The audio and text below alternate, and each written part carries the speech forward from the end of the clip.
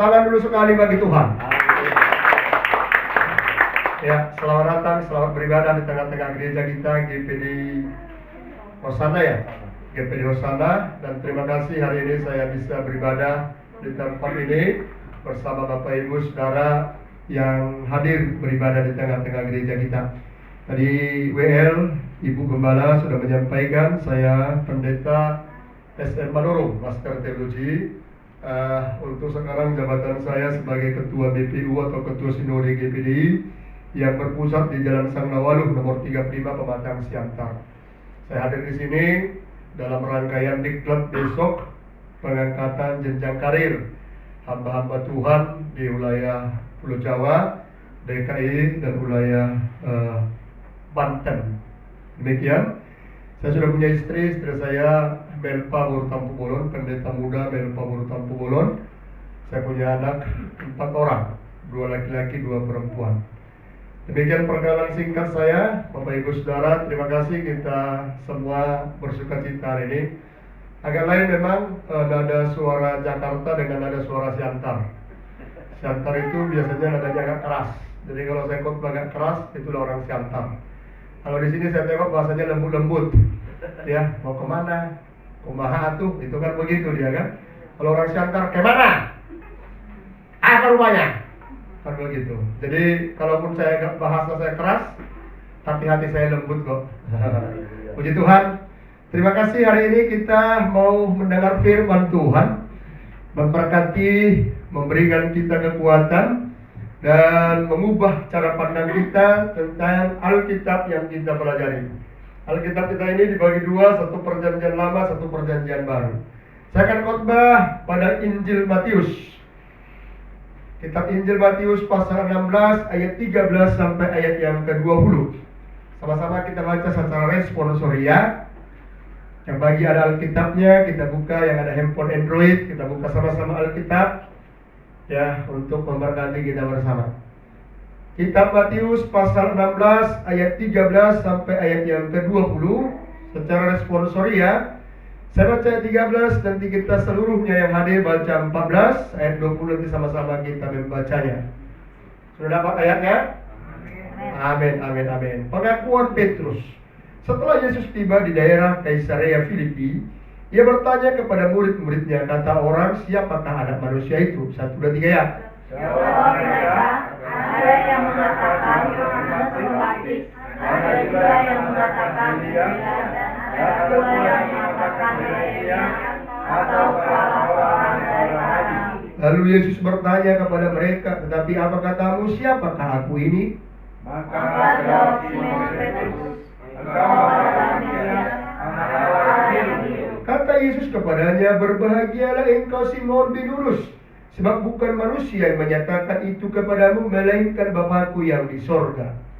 Dan aku pun berkata kepadamu, engkau adalah Petrus, dan di atas batu karang ini aku akan menjadikan jemaatku, dan alam laut tidak akan menguasainya. Kepadamu akan kuberikan kunci kerajaan sorga. Apa yang kau ikat di dunia ini akan terikat di sorga, dan apa yang kau lepaskan di dunia ini akan terlepas di sorga. 1, 2, 3 ya. Lalu Yesus melarang murid-muridnya supaya jangan memberitahukan kepada siapapun bahwa ia Mesias. Saudara-saudara yang diberkati Tuhan, kitab Injil ini dibagi 4. 1 Matius, 1 Markus, 1 lagi Lukas, 1 lagi Yohanes. Kitab Injil dalam bahasa Yunani Evangelion, yang berarti kabar baik, kabar sukacita. Tentu Injil ini kabar baik bagi kita. Dalam kitab Injil ini menceritakan profil Yesus dari sejak dia diutus dari sorga, dilahirkan seorang perempuan yang bernama Maria, sampai kepada besarnya dia disalibkan, mati, bangkit pada hari ketiga, dan dia akan naik nanti ke sorga, mempersiapkan tempat tinggal bagi saya, bagi saudara yang percaya kepada Yesus. Amin. Bapak Ibu Saudara yang berkati oleh Tuhan, kisah ini yang mana pada waktu itu Yesus sedang berada di Kaisarea Filipi. Dia sedang bersama murid-murid. Definisi murid, kalau dalam istilah studi sekolah, murid itu apa? Berarti pelajar, kan begitu dia kan? Kalau dia nggak pelajar berarti nggak murid lagi. Nah, pelajar. Tetapi dalam istilah kekristenan, pengertian umum daripada murid itu adalah pengikut Yesus. Nah, itu dia murid. Dalam bahasa Ibrani limud, yang berarti Bapak Ibu mereka Tuhan pelajar. Dalam arti umumnya adalah pengikut Yesus. Mungkin dari sekian kita yang hadir, ada yang mengikut Yesus dari sejak lahir, ya kan? Ada yang mengikut Yesus setelah dia menikah. Ada yang mengikut Yesus setelah dia dengar berita Injil. Nah, Bapak Ibu Saudara, kita nggak sama pengenalan kita kepada Yesus. Ada yang sejak lahir, ada yang sudah menikah mengikut agama suaminya. Ada ketika dia mendengar firman Tuhan bahwa Yesus adalah satu-satunya jalan menuju surga. Dia percaya, dia imani, lalu dia menjadi pengikut Yesus. Nah, sementara ini Yesus sedang bersama murid-muridnya. Bayangkan, yang selalu bersama dengan Yesus setiap hari, makan bersama, minum bersama, jalan bareng bersama, berdoa bersama, memberitakan firman bersama. Tetapi saat Yesus bertanya kepada murid-murid, dia bertanya kepada muridnya yang ke-12 tersebut. Ditanyanya begini, menurutmu siapakah aku ini? Ada yang berkata Yeremia, ya toh? Tadi kan? Begitu. Ini kok tegang-tegang mukanya? Apa banyak utang? Ya? Udahlah, utang selesai ya semua itu. Amin? Jangan tegang lah ibadah. Amin? Senyum dulu, senyum. Ya, jangan usah tegang-tegang. Kalau tempat kami nggak boleh tegang kalau khotbah. Ya, karena saya begini prinsip, ada 4 ciri yang saya tahu dalam hidup. Pertama, senyum itu sangat bermanfaat. Senyum pertama banyak sahabat, ya kan? Kalau orang banyak senyum kan banyak sahabatnya toh. Ya, senyum kedua, Bapak Ibu berkat makin muda. Orang yang gampang senyum, dia akan muda, awet muda. Tapi orang yang selalu cemberut mukanya dari pagi sampai sore, wajahnya seperti cabai keriting. Nah, itu Bapak Ibu berkat susah.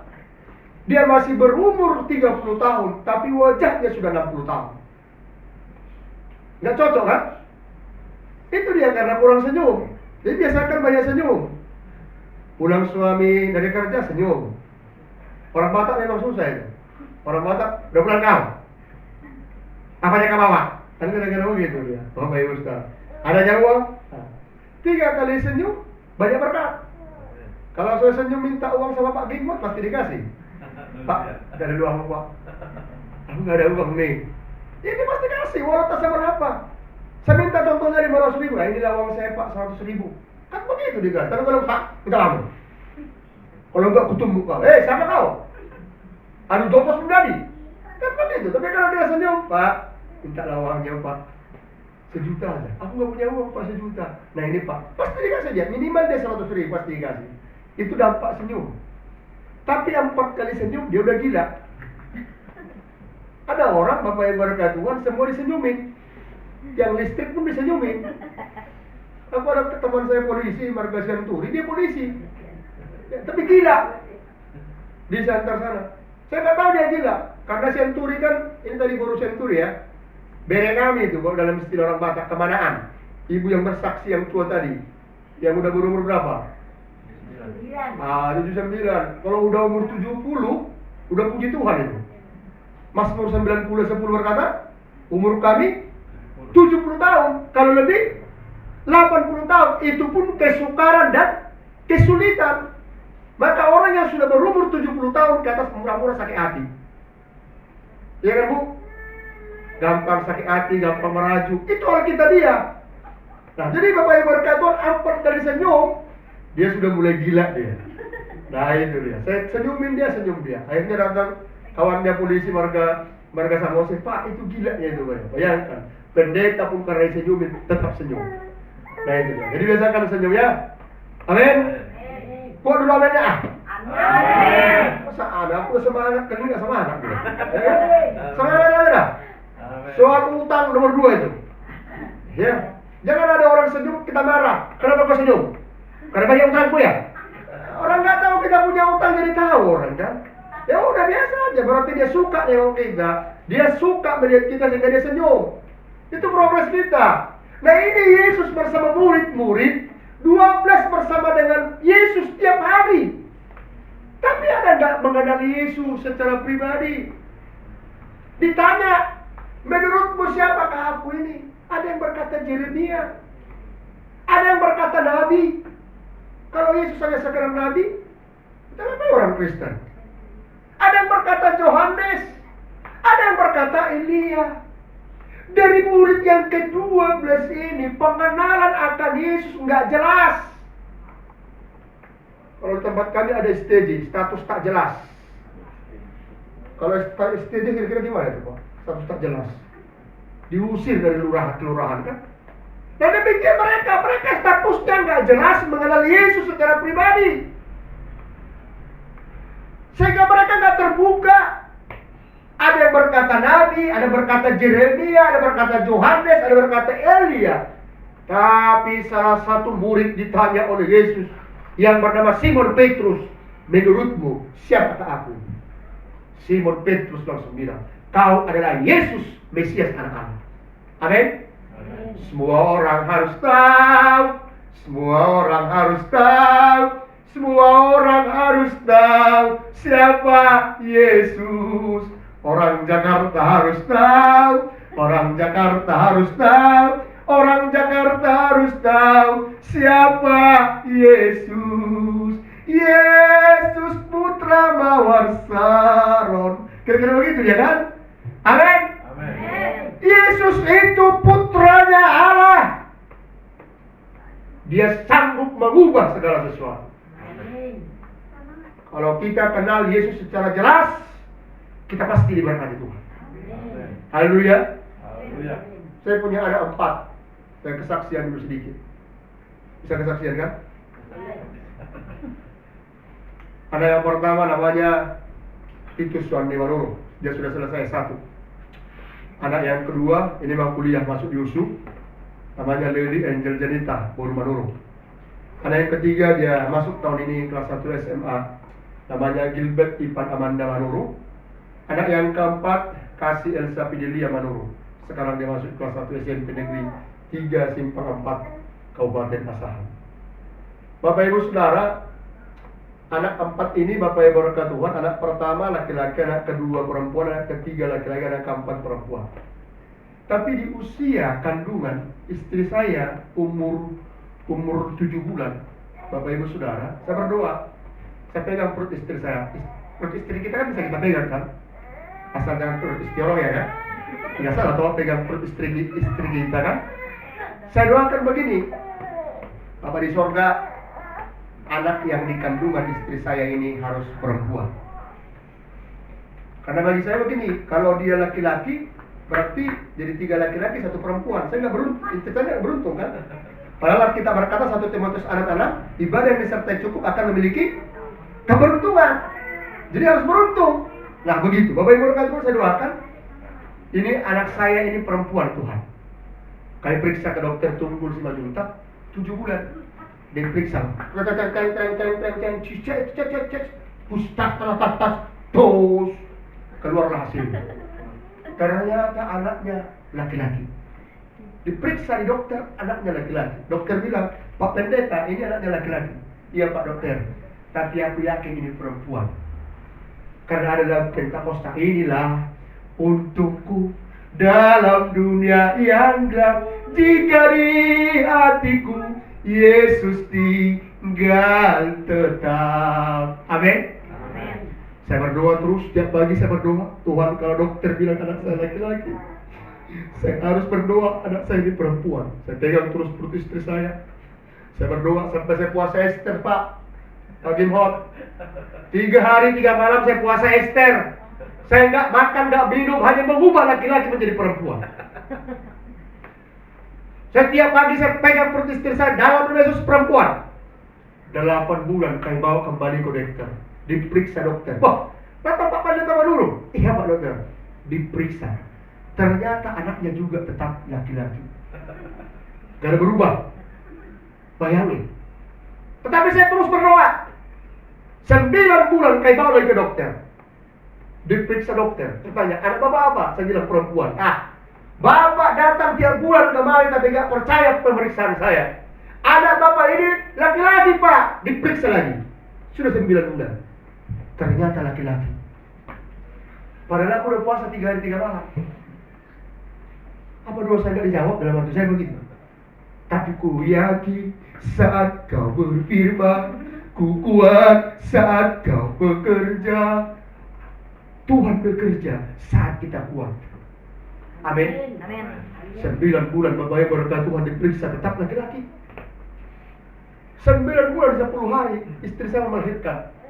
Aduh sakitnya, aduh. Kalau perempuan melahirkan sakit ya kan? Ada nggak perempuan melahirkan nggak sakit? Sakitnya minta ampun. Saya doakan terus, saya pegang dalam nulis perempuan ditamparnya tanganku. Diam kau! Mau perempuan mau laki-laki, aku udah kesakitan. Terserah Tuhan aja lah katanya. Begitu bunyi ambulan. Tapi aku bilang Tuhan ini tetap perempuan. Istri saya merepet sama saya. Mau laki-laki perempuan sama. Yang penting dikasih Tuhan katanya. Aku udah kesakitan ini. Saya perempuan. Kalau orang Batak kan. Perempuan. Mau laki-laki itu bilang apa itu? Diamlah kau katanya. Tapi aku termenung, ya Tuhan, udah dibentak-bentak istri kau. Dalam nama Yesus perempuan dia itu. Masuk ke dokter. Pak Menurung, dokter kenal saya. Apa nanya Pak? Kata saya. Saya bilang perempuan. Memang kau pendeta bandel kata saya. Udah USG kau gak percaya katanya. Begitu masuk ke ruangan. Memang anak saya bukan, istri saya bukan operasi, tapi saya bawa ke rumah sakit untuk melahirkan di sana. Diperiksa lah.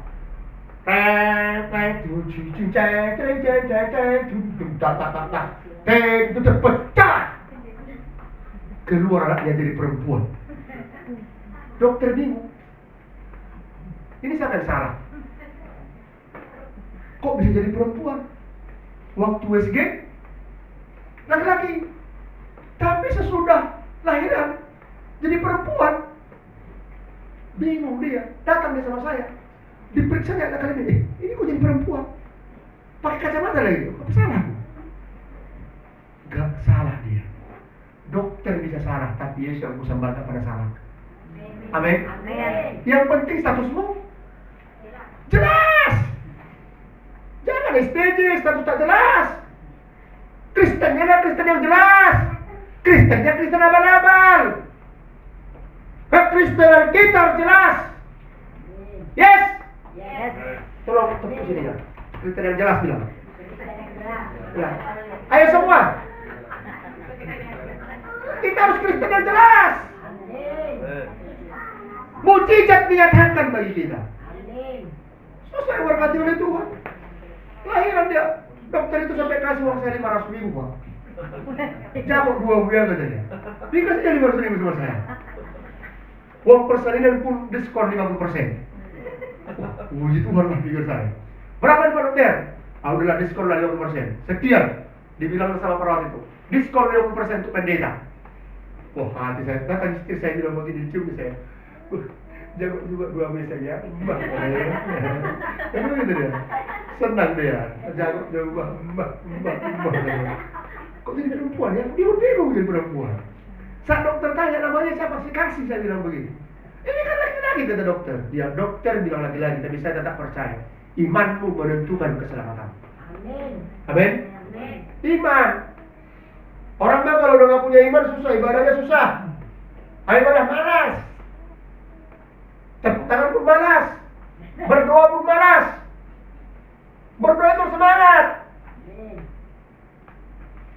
Aku berdoa jam 3 udah berdoa Pak. Jam 3 pagi, di rumah kita. Rumah kita kan Pak di pedesaan namanya. Desa Selama namanya. Bukan seperti Jakarta ini ramainya minta ampun. Semua padat penduduk. Kalau kami Pak jalan-jalan rumah. Banyak desa. Anjing yang banyak dipelihara. Bukan macam anjing Bapak itu tadi di kereng. Anjing kami kan di kereng Pak. Itu jaga rumah. Kalau tempat kami. Kalau anjing Bapak itu kan gak jaga rumah dia namanya. Di kereng dia. Jadi kalau kita berdoa jam 3 pagi, orang namanya gak pernah tuan rumahnya berdoa jam 3 pagi, menjerit, Yesus! Kata anjing saya, katanya. Anjing saya di ekor, besar-besar semua. Gak pernah dia tahu di rumah itu jam 3 pagi berdoa. Dia pun terkejut. Tapi setelah biasa, dia mendengar, wih Tuanku lagi berdoa. Begitu. Rajin-rajinlah berdoa. Amin. Dalam doa ceritakan padanya doamu. Maka Yesus dikenal oleh Petrus. Bapak Ibu, ayat berapa tadi itu? Saudara-saudara, ayat yang ke-16, tolong baca Bapak.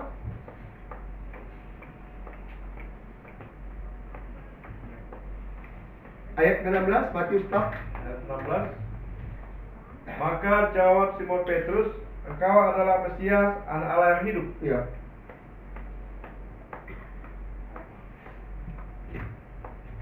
Matius yang ke-16 ayat yang ke-16 tadi ya. Bapak Ibu Saudara yang berkata Tuhan, dikatakan maka jawab Simon Petrus, engkau adalah Mesias, Anak Allah yang hidup. Bahwa Petrus mengenal Yesus secara jelas. Amin. Saya kenal enggak? Saudara kenal enggak saya secara jelas? Belum. Belum kan? Kalau saya minjam duit saudara mau enggak saudara? Enggak mau kan?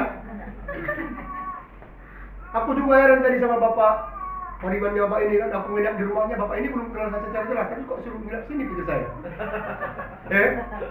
Biasanya kan nggak bisa itu Pak. Kan Bapak belum kenal saya kan? Tapi saya, aku juga Bapak Gimbot, tapi karena Bapak Gimbot dikenal Bapak ini makanya mau.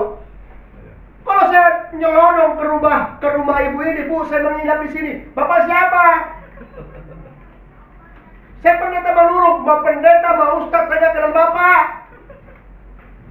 Dan saya menginap di rumah ibu baru Senturi, padahal saya Manurung tulangnya. Di sini dulu aku nginap kan baru, jangan kenal aku sama kalian, tutup pagar.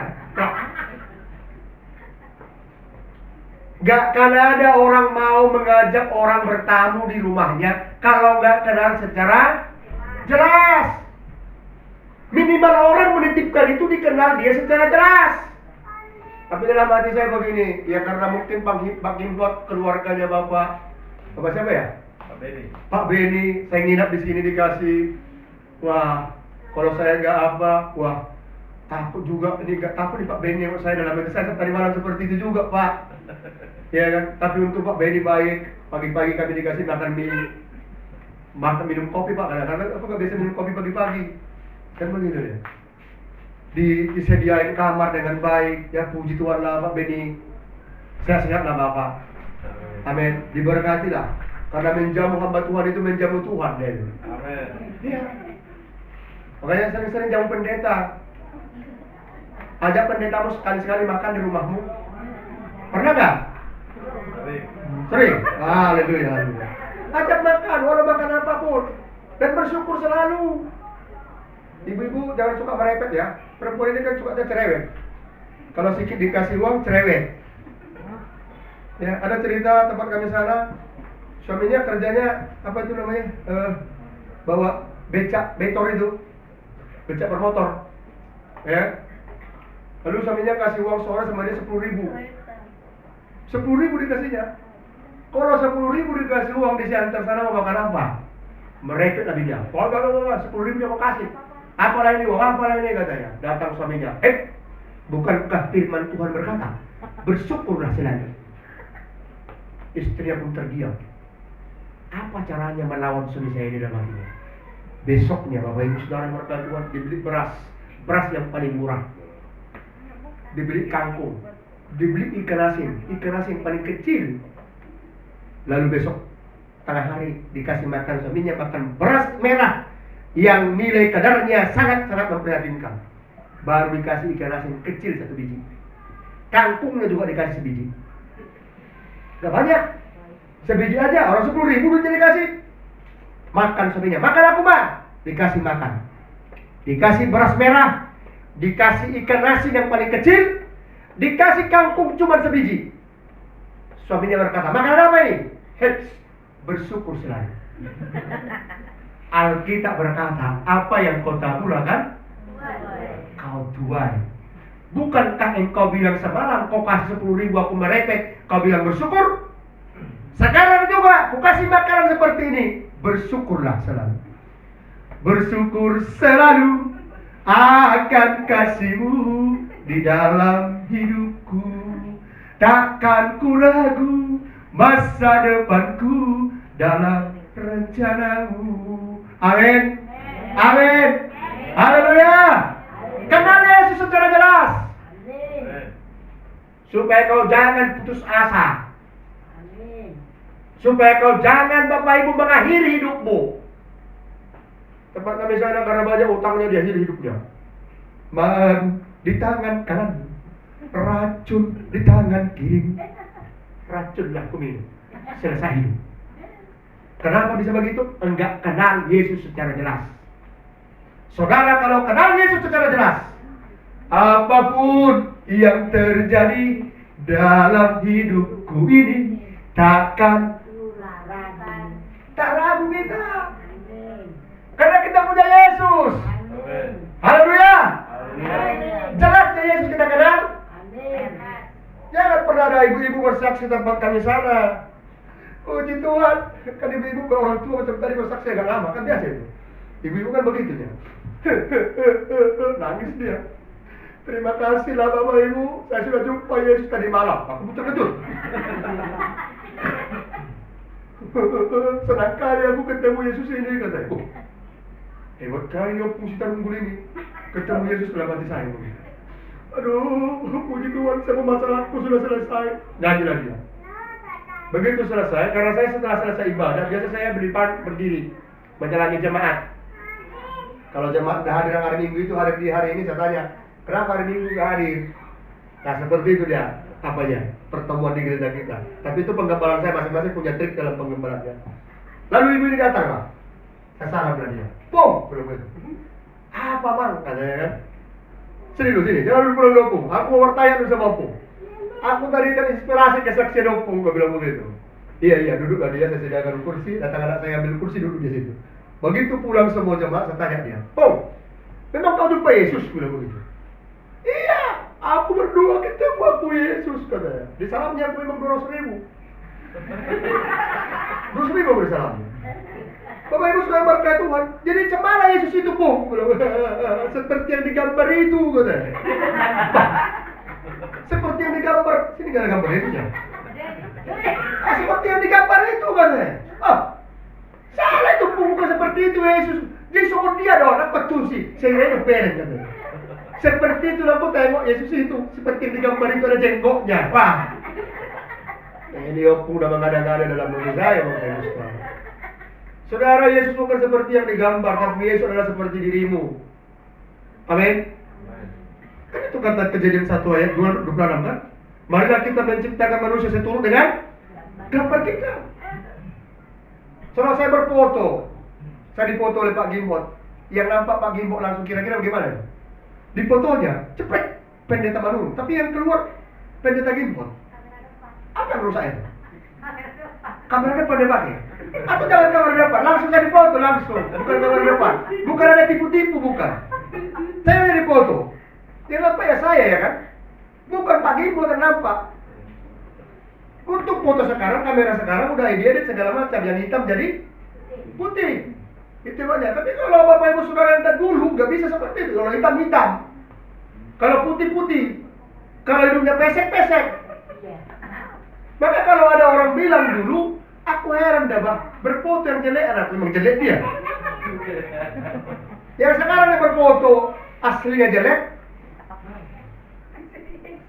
jadi nampak di foto jadi cantik. Karena dipores. Tapi Bapak Ibu berkata kalau saya asli saya di foto, inilah saya, inilah diri saya. Demikianlah Yesus itu. Jadi kalau kau merusak dirimu, berarti kau merusak Yesus yang ada dalam dirimu. Amin. Maka jangan rusak dirimu. Statusmu harus mengenal Yesus secara pribadi. Oh, Yesus itulah juru selamat yang mampu mengobati luka hati kita. Luka batin, luka penyakit, luka apa yang ada batin. Dia yang sanggup merobos sampai ke sel-sel tubuh kita. Dia paham isi hatimu Bapak. Kalau sekarang kau beribadah, Tuhan lihat hatimu. Ditengok hatimu ini. Gimana hatimu ini dong? Sungguh-sungguh apa tidak? Menghayalnya kau lagi pendeta Manurung Khotbah atau bagaimana? Tuhan lihat itu langsung. Maka Bapak Ibu Saudara berkata Tuhan, pengenalan Yesus harus secara jelas. Haleluya. Yang kedua, kita langsung ke poin yang kedua. Bapak Ibu berkata ayat yang ke-18. Mau baca? Satu orang.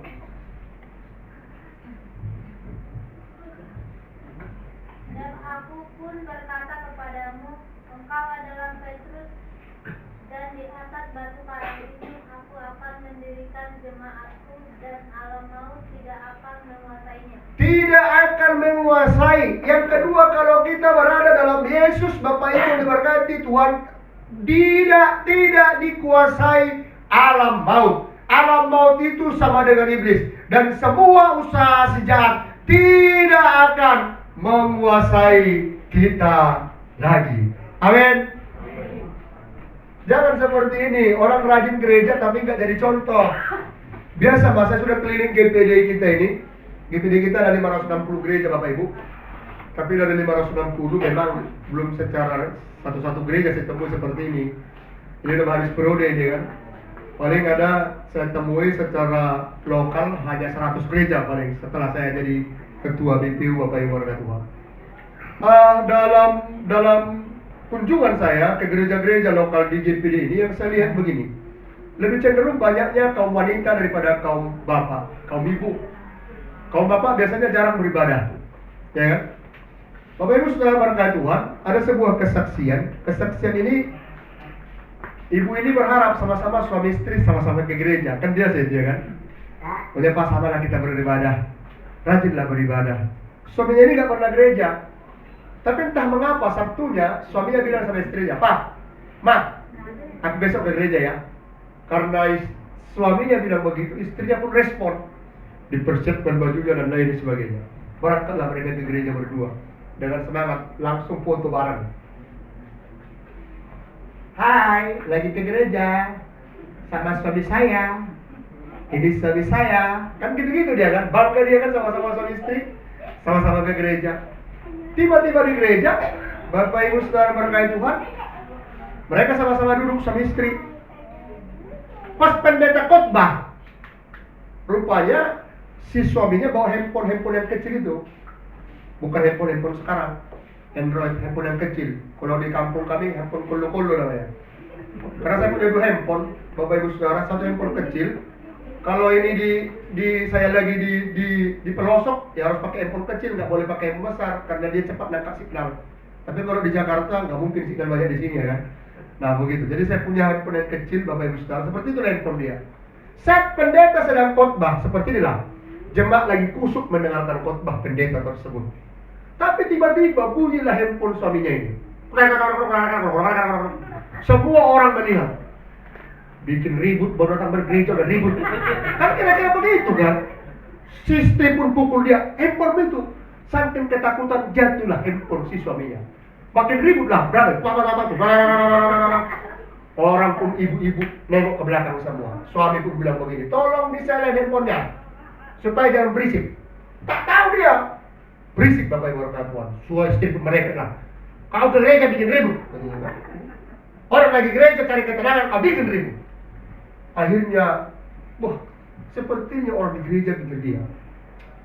Minggu akan datang diajak istrinya, "Ada gereja Pak." Dia gak mau lagi. Karena di gereja gak kasih solusi. Begitu handphone aja ribut, bunyi, udah pada berisik sama orang. 2 minggu kemudian dia pergi jalan-jalan, mantau kota dia. Dia melihat ada sebuah kafe. Masuklah dia ke kafe tersebut. Begitu masuk ke kafe, disambut wanita cantik. "Minum apa Mas?" "Silakan duduk." Duduklah dia dengan tenang. Dia minta bir 2 pasang.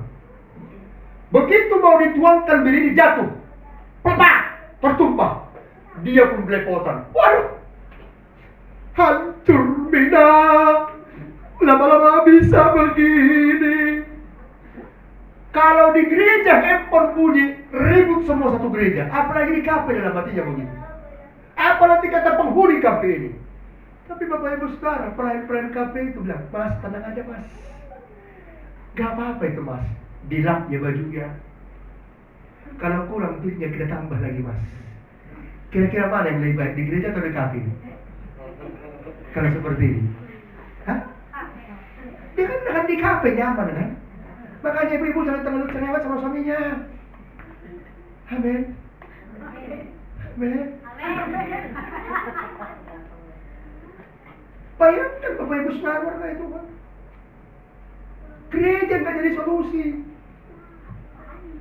Gereja penuh aturan. Gereja itu bukan untuk apa? Kita kasih solusi, jalan keluar. Bukan malah menakut-nakuti. Kalau kau nanti gereja, kalau kau nggak bayar perpuluhan, kau nggak dianggap jemaat. Itu bukan begitu gereja. Bukan itu. Gereja itu kasih solusi. Amin. Jangan seperti ini. Solusi jaga gereja solusi kata dia. Di gereja itu semua ribut, telepon aja bunyi dan ribut semua orang. Pendeta pun ribut dari depan. Ngapain buka gereja lagi? Bukan itu gereja Pak. Bahwa gereja itu Allah mau tidak menguasainya lagi. Haleluya. Pikiran kita diubah saat kita bergereja. Ada kuasa Roh Kudus yang menaungi pribadi kita. Aku bukan seperti yang dulu lagi, tapi kita diubah oleh firman-Nya Allah. Kita dikuliti. Yang biasa kita kikir. Ada orang celit di sini? Celit? Ada?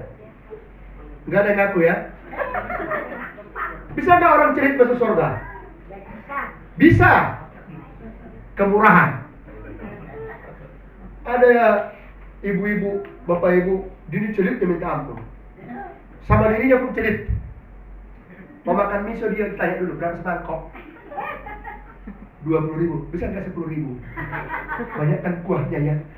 Itu kan sama diri sendiri celit. Nggak boleh sama diri sendiri celit. Kalau sama saya celit mah masih puji Tuhan. Tapi kalau sama diri sendiri merawat tubuh, mengatur kesehatan diri sendiri, celit dia. Waduh, mau dibawa kemana ini? Ibu ini dari dirinya sendiri pun celit. Tapi rajin ke gereja. Tiap hari Minggu ke gereja. Duduk paling depan. Tapi kalau khotbah pendeta ngantuk. Ngorok lagi dia. Ngorok ini dua Pak, ngorok ini. Ada ngorok orang kaya, ada ngorok orang miskin. Orang kaya kan? Itu ngorok orang kaya. Makanya sambil kalau ngorok perhatikan ngoroknya. Itu kaya itu. Tapi ngorok orang miskin. Berarti banyak utang dia kan? Banyak masalah. Jadi kalau ngorok sampingnya perhatikan ngoroknya. Kalau ngorok miskinnya tampar ya, bagus. Ganti ngorok orang kaya. Kan gitu. Jadi saudara berkati oleh Tuhan. Ibu ini rajin ke gereja tapi celitnya minta ampun. Tapi saat hari penghakiman ada Yesus, ada malaikatnya bernama Petrus. Karena kita cerita Petrus tadi. Petrus menjaga pintu surga. Datanglah ibu ini bawa goli plastik. Goli plastik ini isinya emas. Oh, emas makanan. Disimpan emasnya ada, tapi dimakan nggak ada. Itu orang celit. Bapak Ibu Saudara, disimpan. Datanglah dia datang. Ada apa Pung? Saya masuk surga. Ditanya Tuhan, itu ibu-ibu yang rajin ke gereja di GPD itu tiap hari Minggu ke gereja, tapi ku tengok dalam catatan celit dia laporan kepada sidang. Gimana nih Tuhan? Datang Tuhan bilang, masukkan dia, tapi goli plastiknya turunkan. Datang dia, malaikat Petrus. Hei Bu, kau tidak boleh masuk surga. Kalau kau masuk surga, tinggalkan goli plastikmu. Janganlah Petrus, udah capek aku di Jakarta hari ini. Kumpul ini sampai aku cerit pada diriku. Apa rupanya di goli itu? Emasnya ini Petrus. Berapa kilo? 7 kilo. Kata Petrus berlaku sama kepala. Pakai kepala, Yesus. Apa itu Petrus? Katanya emasnya 7 kilo. Jadi dia harus bawa ke surga. Udahlah. Jangan bawa semua 2 kilo aja dibawa. Kalau itu kemauan dia, 5 kilo ditinggal. Dibawa oleh nego berisi 2 kilo emas. Masuk dia ke surga. Begitu nyampe di surga, Bapak Ibu Saudara berkati Tuhan. Duduk dia sama-sama orang beriman di sana. Dan didudukkanlah emasnya ini. Kata orang, bikin sempit aja ini. Apa buang ini, buang. Dia pun bingung. Kemana-mana dipikulnya emasnya ini. Akhirnya dilihat jadi surga itu emas semua. Emas dia cuma emas London. Emas di surga lebih dari emas London. Kan begitu dia. Dia pergi ke sana emas. Tempat duduk emas. Semua emas. Maka ibu kalau nggak pakai emas, nggak usah pada apa. Nanti surga emas semua di sana. Haleluya. Kalau enggak ada di surga, suamimu udah masuk. Ini bapak ini berapa kilo pak bu? Berapa kilo bapak ini? Nah 90 kilo lepas bu. Mas apa dia? Mas apa dia? Masjid. Kalau ibu pakai emas di dunia ini, apalagi di Jakarta, dirampok orang ya kan? Kalau masjid, saya merampok. Ayat 19, tolong baca. Ayat 19. Ayat penutup. Silakan. Saya bisa baca dulu. Ayat 19. Tetap konteks tadi. Kepadamu akan kuberikan kunci kerajaan surga. Apa yang kau ikat di dunia ini akan terikat di surga, dan apa yang kau lepaskan di dunia ini akan terlepas di surga. Amin. Saudara sama-sama kita baca. 1, 2, 3 ya. Kepadamu akan sama-sama. 1, 2, 3 ya. Kepadamu akan kuberikan kunci kerajaan surga. Apa yang kau ikat di dunia ini akan terikat di surga, dan apa yang kau lepaskan di dunia ini akan terlepas di surga. Saudaraku yang diberkati Tuhan, bahwa kalau kita kenal Yesus secara jelas, Bapak Ibu Saudara berkati Tuhan, alam maut tidak menguasai kita lagi. Itu yang kedua tadi. Yang ketiga, kunci kerajaan surga diberikan bagi kita.